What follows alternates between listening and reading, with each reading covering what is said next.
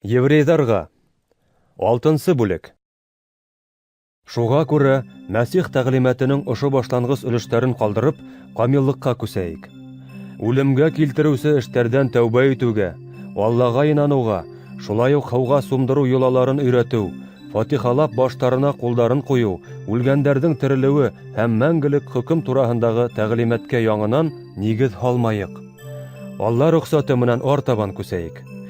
Бер тапҡыр Алла яҡтылығы менән нурландырылған, күк бүләгенең тәмен татыған, изге рухта ҡатнашҡан, Алланың яҡшы һүҙен һәм киләсәк донъя көстәренең тәьҫирен тойған, шунан һуң хаҡ юлдан ситкә тайпылған кешеләрҙе яңынан тәүбәгә килтереү мөмкин түгел. Сөнки улар үҙҙәре Алла улын арҡысаҡҡа ҡаҙаҡлап, халыҡ алдында мәсхәрәләйҙәр. Күп тапҡыр ямғыр яуып, дымды үҙенә һеңдергән ер, кем тарафынан эшкәртелеп, файҙалы уңыш бирһә, шул Алла фатихаһын ала. Ә инде сәнскәк һәм башҡа ҡый үләндәре үҫкән ерҙең файҙаһы юҡ. Уға ҡарғыш янай һәм аҙаҡтан ул яндырылып юҡҡа сыға. Әммә, ҡәҙерлеләрем минең, беҙ ошо һүҙҙәрҙе һөйләһәк тә, һеҙгә килгәндә хәлегеҙ һәйбәтерәк һәм ҡотҡарылыуға табан бараһығыҙ тигән ышаныстабыҙ. Алла ғәҙелһеҙ түгел. Ул һеҙҙең хеҙмәттәрегеҙҙе лә, уның изгеләренә ярҙам ҡылғанығыҙ һәм ярҙам ҡылыуҙы дауам итеүегеҙ аша, уның хаҡына күрһәткән мөхәббәтегеҙҙе лә онотмаясаҡ. Һәр берегеҙҙең аҙаҡҡа тиклем, өмөтөгөҙ тулыһынса тормошҡа ашҡанға тиклем, шундай уҡ тырышлыҡ күрһәтеүен теләйбеҙ. Ялҡау булмағыҙ, ә иман һәм түҙемлек аша үҙҙәренә вәғәҙә ителгәнде мираҫ итеп алыусылар өлгөһөнә эйәрегеҙ.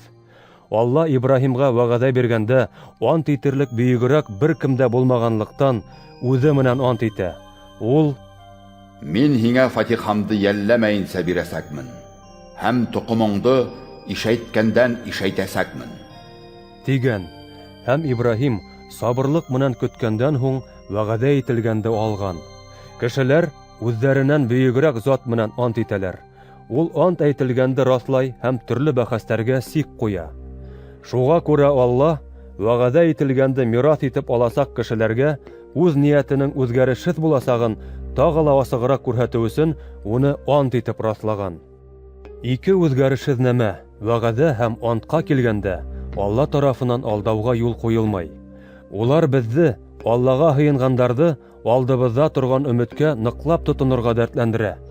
Был өмөт беҙҙең йәнебеҙ өсөн ныҡлы һәм ышаныслы якорь булып, шаршау артындағы иң изге урынға инә.